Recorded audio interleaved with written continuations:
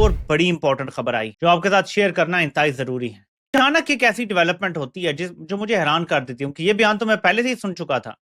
आप जरा ये छोटा सा क्लिप देखें। We thank Prime Minister Narendra Modi for congratulating our leader Tariq Rahman.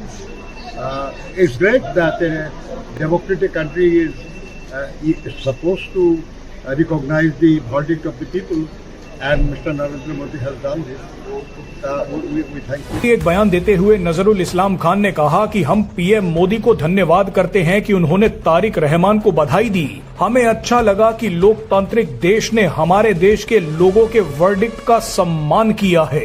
Mushahid साहब, आपकी जो एक्साइटमेंट थी ने हल्फ उठाया वो जायल हुई है थोड़ी सी? आलमी सियासत के लिए वो नुकसानदेह, वो मेरे ख्याल में he is sinking his own presidency through this policy, क्योंकि उसने बहुत बड़ा यू टर्न लिया। नरेंद्र मोदी जो कि इस सदी में चाणक्य के अगर मैं कहूँ कि सबसे बड़े चेले हैं तो बिल्कुल गलत नहीं होगा। उन्होंने चाणक्य के सारे उसूल ज़बानी याद कर रखे हैं। दरअसल तारिक रहमान के जीतते ही पीएम मोदी ने एक औपचारिक ट्वीट किया और तारिक रहमान और बांग्लादेश की जनता को बधाई दी।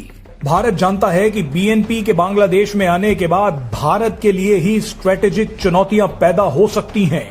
इसीलिए भारत लगातार बीएनपी के संपर्क में भी है। पीएम मोदी लगातार तारिक रहमान की मां खालिदा जिया के स्वास्थ्य की जानकारियां तक लेते रहे। जब खालिदा जिया का निधन हो गया तब भी पीएम मोदी ने सबसे पहले दुख प्रकट किया। मुझे खौफ आता है पाकिस्तानियों के बारे में। बहुत अरसा पहले एक बाबे ने मुझसे कहा था, एक साहिब नजर, एक साहिब बसीरत ने, कि बेटा आधा पाकिस्तान का दुश्मन हो जाएगा। मैं बहुत हैरान हुआ उनकी ये बात सुन के। मैं कहा बाबा ये कैसे मुमकिन है? कहते तुम देखना एक वक्त आने वाला है आधा पाकिस्तान का दुश्मन होगा। तारिक रहमान जब लौट के आया था उसकी एक चीज में फॉलो करके चल रहा था। एक तो ज्यादा एंटी इंडिया प्लैंक उसने नहीं लिया इस इलेक्शंस में, और दूसरी इंपॉर्टेंट बात कि शेख हसीना को एक्स्ट्राडाइट करा जाए और वो बांग्लादेश वापस आए। अपनी पूरी कैंपेन में वो ये वाला एलिमेंट लेकर नहीं आया। लेकिन वो खबर जो शायद सामने ना आती अगर एक सोर्स, एक सहाफ़ी उसको मीडिया पे डिस्क्लोज ना करते। अब इंटेंशन नहीं पता कि खबर सामने लाई गई या खुद आ गई। बहुत स्पेकुलेशंस का बार है हर तरफ व्लॉग्स के अंदर, और इस पे जो तनकीद का निशाना बनाया जा रहा है वो हुकूमत को यूं बनाया जा रहा है कि इससे पहले मुख्तलिफ वज़रा से जब पूछा गया तो उन्होंने कहा ऐसा कुछ हुआ ही नहीं। सबसे जो बड़ा चैलेंज इस वक्त कंसिडर किया जा रहा है जीएचक्यू के अंदर वो ये है कि जी सोशल मीडिया के ऊपर, अब सोशल मीडिया को रोका तो नहीं जा सकता, रोकना उसके ऊपर जो भी तनकीद हो रही है फौजी इस्टेब्लिशमेंट की, फील्ड मार्शल आसिम मुनीर की, उनके जर्नलों की, उनके बारे के में जो भी बातचीत हो रही है उसको रोकना इस वक्त टॉप प्रायोरिटी जो है वो कंसिडर किया जाता है। फार्मूला अनफॉर्चुनेटली 2024 में हम पाकिस्तान में देख चुके हैं 8 फरवरी को, आज अब से कोई 2 साल पहले। तो मेरे ख्याल में उसका रिजल्ट भी कोई अच्छा नहीं आया। वो स्टेबिलिटी हमारे मुल्क में नहीं आई और जितने मर्जी जोर लगाया गया हर तरफ से, हमने बड़ी बड़ी बातें सुनी, 2023 में सुनी, 24 में सुनी, 25 में सुनी, 2026 आया लेकिन स्टेबिलिटी नहीं आई।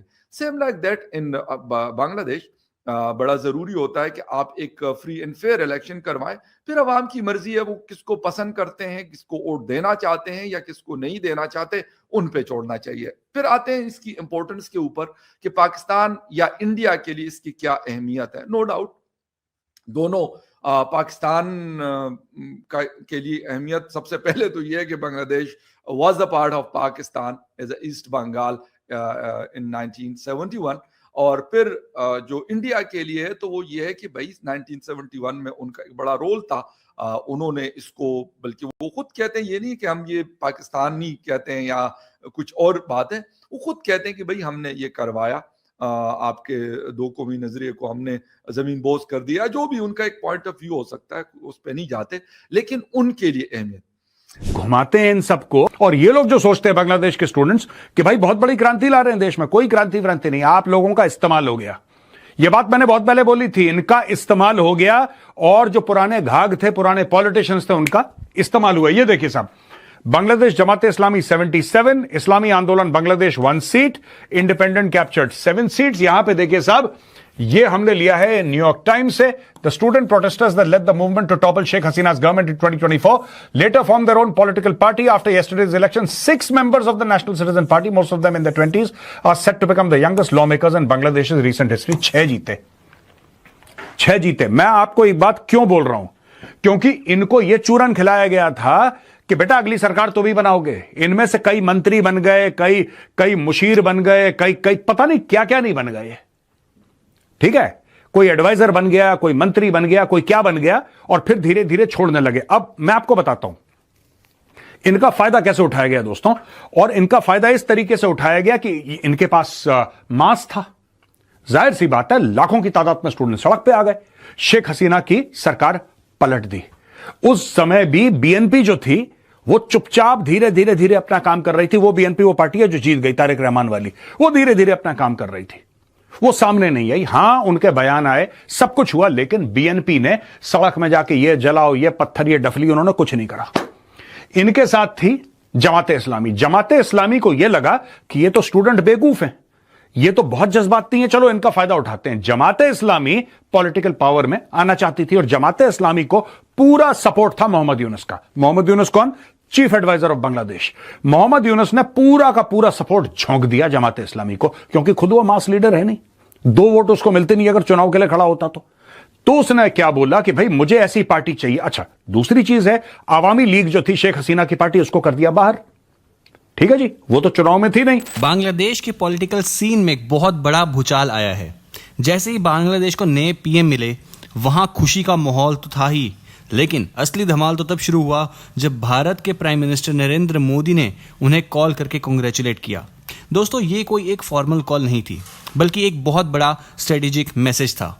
और जैसे ही ये न्यूज़ ब्रेक हुई, हमारे पड़ोसी देश पाकिस्तान की मीडिया में तो जैसे हक्का बक्का होने वाली सिचुएशन बन गई। पाकिस्तानी मीडिया में इस वक्त सिर्फ एक ही चर्चा है, अब हमारा क्या होगा। बांग्लादेश जनरल इलेक्शन 2026 के रिजल्ट्स ने सबको सरप्राइज कर दिया है। बीएनपी यानी बांग्लादेश नेशनलिस्ट पार्टी ने एक सॉलिड लीड बनाई है, लेकिन सबसे इंटरेस्टिंग पार्ट ये है कि बीएनपी के सीनियर लीडर्स और जीती हुई पार्टी के ऑफिशियल्स ने ओपनली आकर पीएम मोदी का शुक्रिया अदा किया है। उन्होंने कहा है कि इस इलेक्शन को लेजिटिमेसी देने वाला और रिजल्ट्स को रिकग्नाइज करने के लिए वो भारत का बहुत आभारी हैं। ये एक बहुत बड़ा डिप्लोमेटिक शिफ्ट है, क्योंकि पहले के कंपैरिजन में अब रिलेशंस एक नए लेवल पर जा रहे हैं। अब आते हैं उस पार्ट पर जो सबसे ज़्यादा वायरल हो रहा है, पाकिस्तानी मीडिया का रिएक्शन। वहाँ अब न्यूज़ चैनल्स पर अलग ही लेवल का केओस और पैनिक दिख रहा है। पाकिस्तानी एंकर्स का कहना है कि बांग्लादेश बहुत तेज़ी से बदल रहा है और भारत के साथ उसकी दोस्ती पाकिस्तान के लिए एक बहुत बड़ा सेटबैक हो सकती है। उनका डर है कि ये जो जमात और दूसरे ग्रुप्स पहले पाकिस्तान फ्रेंडली माने जाते थे, वो अब इलेक्शंस हार चुके हैं। अब बांग्लादेश की नई लीडरशिप भारत के साथ मिलकर रीजनल स्टेबिलिटी पर फोकस कर रही है। पाकिस्तान मीडिया इस वक्त बिल्कुल क्लूलेस है कि भारत की इस सॉफ्ट पावर का मुकाबला कैसे करा जाए। देखा जाए तो ये भारत की नेबरहुड फर्स्ट पॉलिसी की एक बहुत बड़ी जीत है। बांग्लादेश में स्टेबिलिटी का मतलब है पूरे साउथ ईस्ट एशिया में एक अच्छी खबर होना, लेकिन पाकिस्तान के लिए ये एक और सबक है कि दुनिया अब इकोनॉमिक ग्रोथ और पीसफुल रिलेशंस की तरफ बढ़ रही है, ना कि पुरानी दुश्मनी की तरफ। आपको क्या लगता है, क्या इंडिया और बांग्लादेश की ये बढ़ती दोस्ती साउथ एशिया का फ्यूचर बदलेगी? कमेंट करके अपनी राय ज़रूर बताएं।